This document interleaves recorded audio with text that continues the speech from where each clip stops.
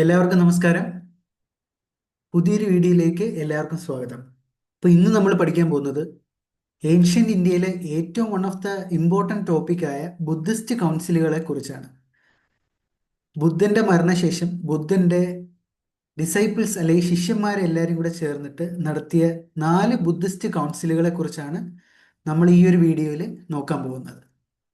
അപ്പോൾ ആദ്യത്തെ Buddhist council നടന്നത് 483 BC-യിലാണ്.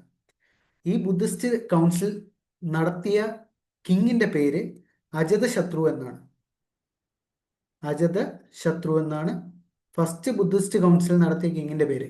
അജതശത്രു എന്ന് പറയുന്നത് ഹര്യങ്ക ഡൈനാസ്റ്റിയിലെ കിങ് ആണ്.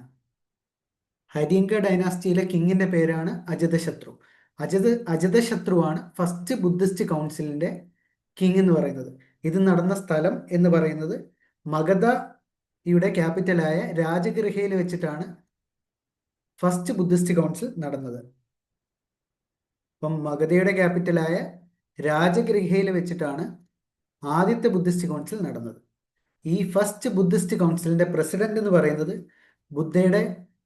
ബുദ്ധന്റെ ഏറ്റവും വലിയ ഡിസൈപ്പിൾ ആയിട്ടുള്ള അല്ലെങ്കിൽ ശിഷ്യനായിട്ടുള്ള മഹാകശ്യപനാണ്. മഹാകശ്യപ. അപ്പോൾ ഒന്നുകൂടെ നമുക്ക് നോക്കാം. ആദ്യത്തെ ബുദ്ധിസ്റ്റ് കൗൺസിൽ നടന്ന വർഷം 483 BC ആണ്. അന്നത്തെ രാജാവിന്റെ പേര് അജതശത്രു. അത് ഹര്യങ്ക ഡൈനാസ്റ്റിയുടെ രാജാവാണ്. ഫസ്റ്റ് ബുദ്ധിസ്റ്റ് കൗൺസിൽ നടന്ന സ്ഥലം മഗധ ഡൈനാസ്റ്റിയുടെ ക്യാപിറ്റൽ ആയിട്ടുള്ള രാജഗൃഹയിൽ വെച്ചിട്ടാണ്. അതേപോലെ തന്നെ ആദ്യത്തെ ബുദ്ധിസ്റ്റ് കൗൺസിലിന്റെ പ്രസിഡന്റ് മഹാകശ്യപനാണ്. ഈ ബുദ്ധിസ്റ്റ് കൗൺസിലിന്റെ ഏറ്റവും വലിയ ഉദ്ദേശം എന്ന് പറയുന്നത് ബുദ്ധിസത്തിന്റെ പ്യൂരിറ്റി കൺസർവ് ചെയ്യപ്പെടാൻ വേണ്ടിയിട്ടാണ്. അതാണ് ആദ്യത്തെ ബുദ്ധിസ്റ്റ് കൗൺസിൽ എന്ന് പറയുന്നത്.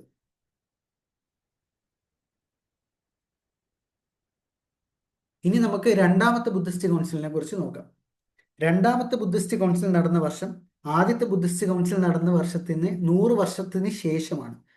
ആദ്യത്തെ ബുദ്ധിസ്റ്റ് കൗൺസിൽ നടന്നത് 483 BC-യിലാണെങ്കിൽ രണ്ടാമത്തെ ബുദ്ധിസ്റ്റ് കൗൺസിൽ നടന്നത് 383 BC-യിലാണ്. 383 BC-യിലാണ് സെക്കൻഡ് ബുദ്ധിസ്റ്റ് കൗൺസിൽ നടന്നത്. അന്നത്തെ രാജാവ് എന്ന് പറയുന്നത് കാൽ അശോകനാണ്. കാൽ അശോകൻ എന്ന് പറയുന്നത് ശിശുനാഗ ഡൈനാസ്റ്റിയിലെ രാജാവായിരുന്നു.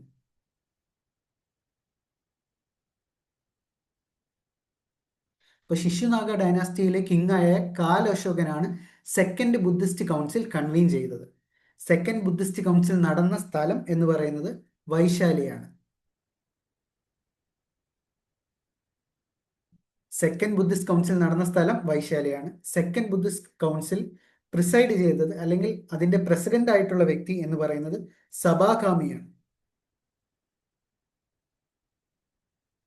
അപ്പൊ സെക്കൻഡ് ബുദ്ധിസ്റ്റ് കൗൺസിൽ നടന്ന വർഷം ഫസ്റ്റ് ബുദ്ധിസ്റ്റ് കൗൺസിൽ നടന്ന വർഷത്തിനേക്കാൾ 100 വർഷത്തിന് ശേഷം, അതായത് 383 BC-യിലാണ്.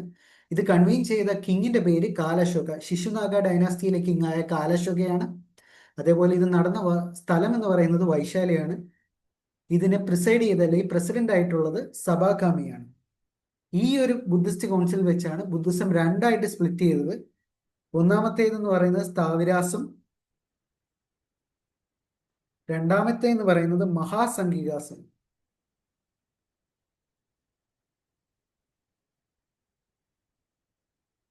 അപ്പൊ ഇതാണ് സെക്കൻഡ് ബുദ്ധിസ്റ്റ് കൗൺസിൽ എന്ന് പറയുന്നത്. ഇനി നമുക്ക് തേർഡ് ബുദ്ധിസ്റ്റ് കൗൺസിലിനെ കുറിച്ച് പഠിക്കാം. തേർഡ് ബുദ്ധിസ്റ്റ് കൗൺസിൽ നടന്ന വർഷം എന്ന് പറയുന്നത് ഏകദേശം 250 തൊട്ട് 251 BC-യിൽ ഇടയിലാണ്.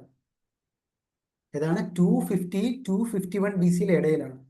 പല ടെസ്റ്റും പല ഇയർ ആണ് കൊടുത്തിരിക്കുന്നത്. ചിലയിടത്ത് 250 കൊടുത്തിട്ടുണ്ട്, ചിലയിടത്ത് 251 കൊടുത്തിട്ടുണ്ട്. എന്തായാലും രണ്ട് ഇയറും ഒന്ന് ഓർത്ത് വെച്ചേക്കുക. ഈ തേർഡ് ബുദ്ധിസ്റ്റ് കൗൺസിൽ കൺവീൻ ചെയ്ത കിങ്ങിന്റെ പേര് അശോകനാണ്. അശോകൻ എന്ന് പറയുന്നത് മൗര്യ രാജ്യത്തിന്റെ അല്ലെങ്കിൽ മൗര്യ ഡൈനാസ്റ്റിയുടെ കിങ് ആണ് അശോകൻ. അപ്പൊ മൗര്യ ഡൈനാസ്റ്റിയുടെ കിങ് ആയ അശോകയാണ് തേർഡ് ബുദ്ധിസ്റ്റ് കൗൺസിൽ കൺവീൻ ചെയ്തത്. ഇത് നടന്ന സ്ഥലം എന്ന് പറയുന്നത് മഗധയുടെ പുതിയ ക്യാപിറ്റലായ പാടലിപുത്രയാണ്. മഗധയുടെ ക്യാപിറ്റലായ പാടലിപുത്രയാണ്.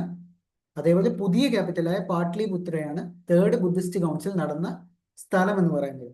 അന്നത്തെ പ്രസിഡന്റ് ആയിരുന്ന വ്യക്തി മൊഗാലിപുട്ട ടിസ എന്ന് പറഞ്ഞ വ്യക്തിയാണ്. മൊഗാലിപുട്ട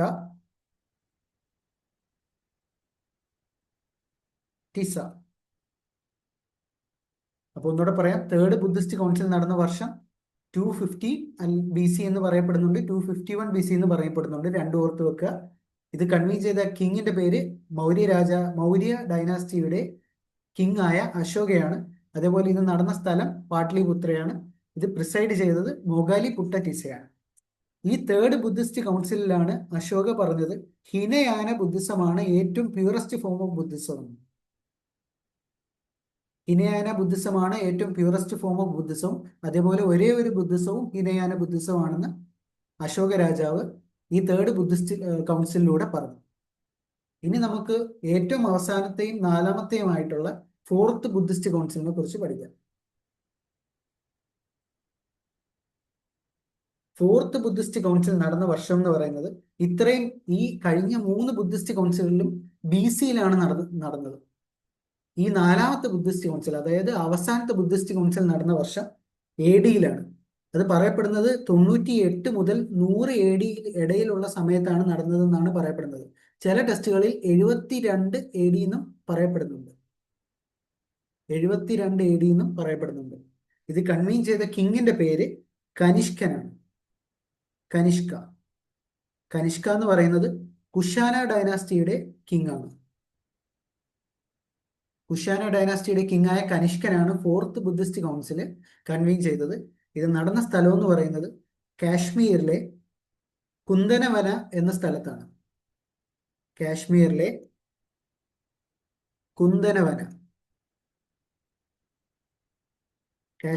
കുന്ദനവന എന്ന സ്ഥലത്താണ് ഫോർത്ത് ബുദ്ധിസ്റ്റ് കൗൺസിൽ നടന്നത്. ഇത് പ്രിസൈഡ് ചെയ്ത, അല്ലെ ഇത് പ്രസിഡന്റ് ആയ വ്യക്തിയുടെ പേര് വാസുമിത്ര എന്നാണ്. വാസുമിത്ര. അപ്പൊ ഒന്നുകൂടെ പറയാം, ഫോർത്ത് ബുദ്ധിസ്റ്റ് കൗൺസിൽ നടന്ന വർഷം 98 AD അല്ലെങ്കിൽ 100 AD അല്ലെങ്കിൽ 72 AD എന്നും പറയപ്പെടുന്നുണ്ട്. ഇത് 3 ഓർത്ത് വെക്കുക. അതേപോലെ തന്നെ ഇത് കൺവീൻ ചെയ്ത കിങ്ങിന്റെ പേര് കുഷാന ഡൈനാസ്റ്റിയുടെ രാജാവായ കനിഷ്കനാണ്. നടന്ന സ്ഥലം കാശ്മീരിലെ കുന്ദനവനയാണ്. അതേപോലെ ഫോർത്ത് ബുദ്ധിസ്റ്റ് കൗൺസിൽ പ്രിസൈഡ് ചെയ്തത് വാസുമിത്രയാണ്. ഈ ഫോർത്ത് ബുദ്ധിസ്റ്റ് കൗൺസിലിലൂടെയാണ് ബുദ്ധിസം രണ്ടായിട്ട് സ്പ്ലിറ്റ് ചെയ്തത്. ഒന്നാമത്തത് മഹായാന ബുദ്ധിസവും രണ്ടാമത്തത് ഹിനയാന ബുദ്ധിസവുമായിട്ട് മാറിയത്. ഇത് ഹിനയാനയാണ് ഓൾഡസ്റ്റ് ബുദ്ധിസം ഫോം. മഹായാന കുറച്ചും കൂടെ ഡെവലപ്പ് ആയിട്ടുള്ള ബുദ്ധിസമാണ്. അപ്പൊ ഇത്രയാണ് ഫോർത്ത് ബുദ്ധിസ്റ്റ് കൗൺസിലിൽ വരുന്നത്. അപ്പൊ ഈ 4 ബുദ്ധിസ്റ്റ് കൗൺസിലുകളും നിങ്ങൾക്ക് മനസ്സിലായി കാണും എന്ന് ഞാൻ വിചാരിക്കുന്നു. നമുക്ക് അടുത്ത വീഡിയോയിലൂടെ വീണ്ടും കാണാം. നന്ദി, നമസ്കാരം.